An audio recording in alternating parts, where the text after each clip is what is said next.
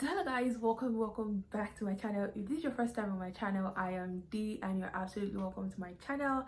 I do hope you get to enjoy my content, my channel, and get to subscribe, like, and get active in the comment section down below. And if you're a returning subscriber, thank you so much for always coming back to watch my videos. So yeah guys, today basically I'm going to be talking about my NYSC experience. If you didn't know, I was serving in Lagos, Nigeria, and I'm just going to be talking about my NYSC experience in this video. So if this is something you're interested in, please do keep on watching.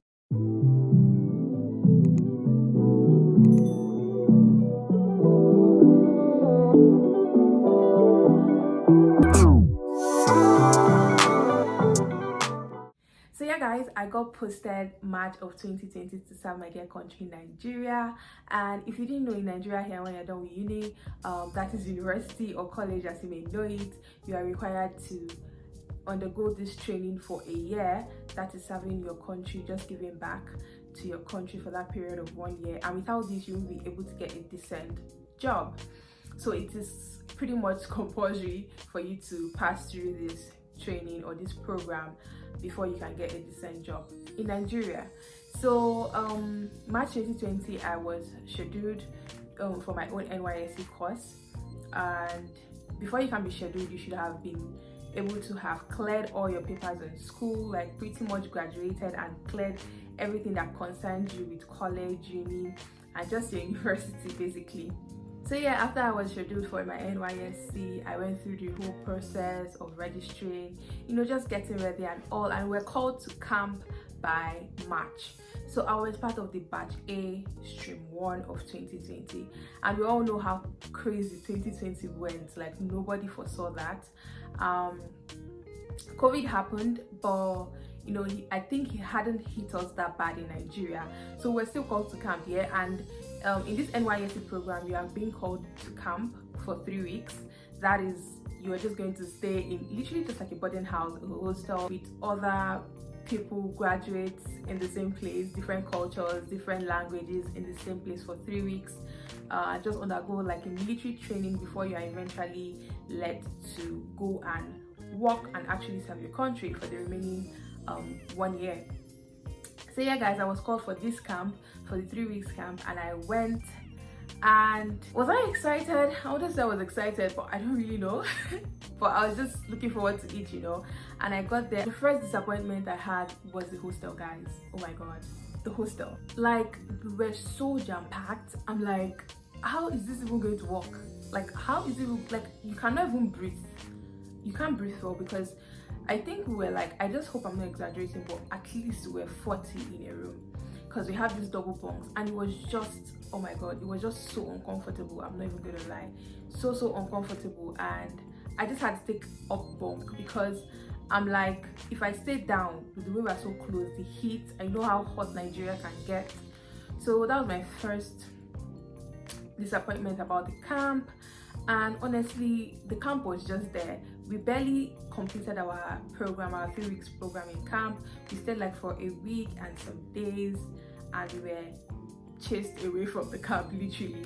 Not chased away, but yeah, we were told to go back to our homes because of the pandemic that was going on. And by then it was, I can't say it was at its peak, because we thought it was at its peak then, but it was just starting off. So we're asked to go to our various places, and one good thing I think they did for us was to give us our place of primary assignment, that is our PPA. So after this 3 weeks program, you are given an organization, a company, or a school, or just anywhere you're going to complete your NYSC program, and that's where you're going to be working till you complete till the completion of your 1 year. So yeah, I was assigned my own PPA, and I went home here.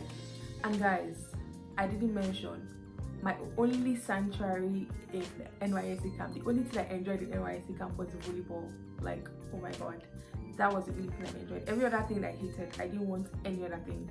The party, I never attended it anyways, because I was always playing volleyball that I was so tired to go for the parties here.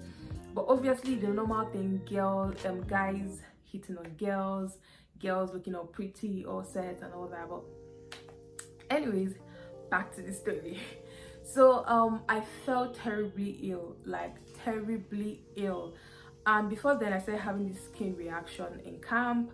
I have a very sensitive skin, especially when I go to a new environment, and it happened to a pretty much other people.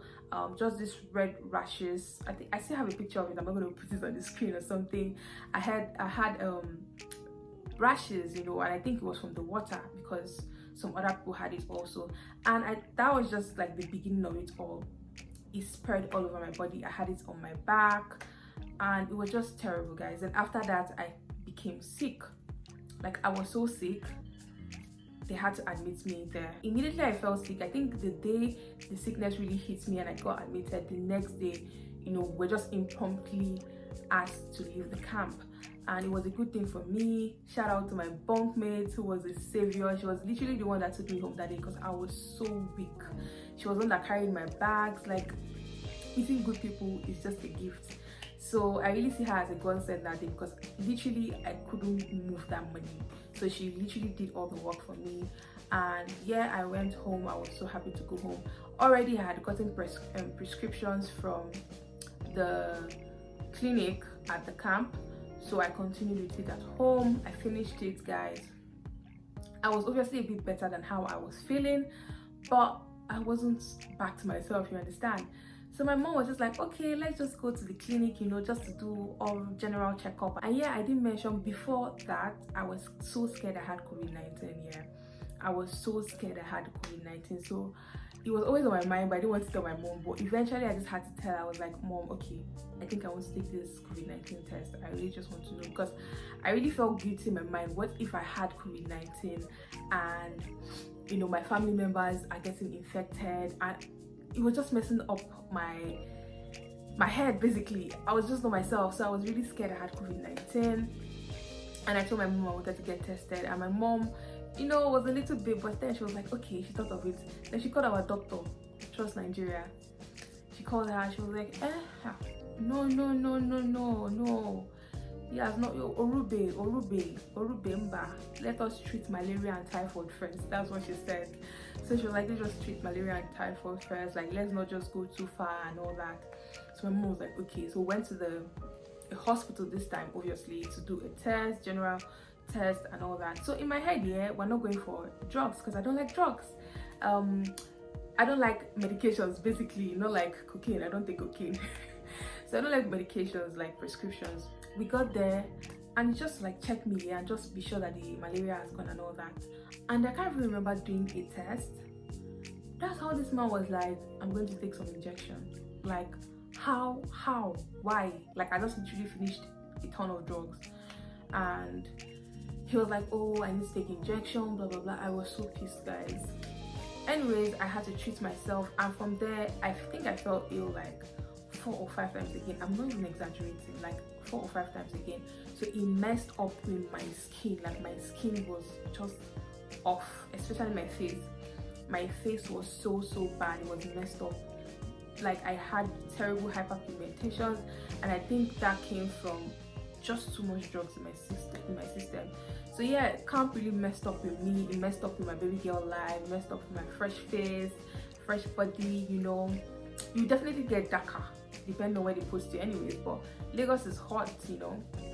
I got darker coupled with the drugs I was taking, like, no. So after that, we stayed at home from like March to like August.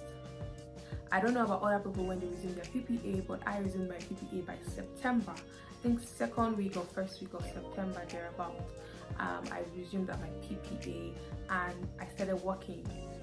Yeah, we bless God from then. So it's just almost like half of our service we were just chilling at home, because March to like August is 6 months, then from September to February is another 6 months. So basically half of our service was spent at home and the remaining half was, you know, working. The only good thing that government did was that they were paying us that period. So we thank God, we thank them. They paid us, we were enjoying our money at home, and we had to resume work September, obviously. So we're going to work from September till February, and I finally passed out for my Nysc day before yesterday, being 18th of February. We didn't have the usual passing out parade of all the whole official, all the whole, marching and all that. We didn't have none of that because obviously we're still in a pandemic. We still have COVID-19 is very much still around. So we basically went to our various local governments.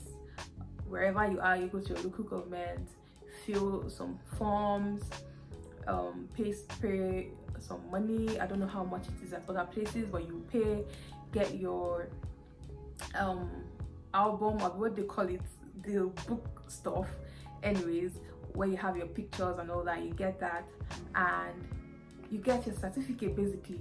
And that was our service year. That was literally our service year. Like, we had no fancy parade, no people coming, no this. Do I regret it?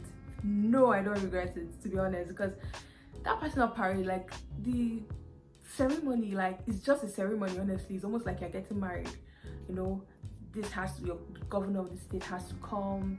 You stay under the sun. Yeah, it's just too much. I really just enjoyed my service here, and I'm so grateful to God. This was 2020 batch A core members that were in camp, and the pandemic broke out and we had to go home.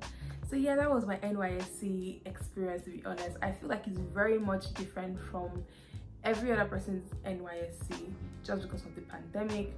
And yeah, I don't think I'll trade it. I love it. I'm happy. I'm glad. I'm fulfilled because I'm basically done with this and I can go to the next chapter of my life. So yeah guys, this was my NYSC experience. I would also like to know your NYSC experience, if you have served your dear country, Nigeria, or if you're in other countries, how does it work in your country? Do you get to serve your country for a year, or how is it done there? So if you've completed your NYSC program in Nigeria, you could share your experience with me in the comment section down below. How was your NYSC like? Was it terrible? Was it tough? I'd love to know. Or if you were also in the 2020 batch A, please just wait for me in the comment section. Just comment down below something nice and how you feel about your 2020 experience being a youth corper. Do you like it, or do you wish you had the normal one? So yeah guys, this is my different NYSC experience in Nigeria. Thank you so much for watching. Please do well to like this video. Don't forget to like this video before you step out, before you click out rather. Like this video, subscribe to my channel, and get active in the comment section down below. Thank you so much for watching. See you in my next video guys. Bye.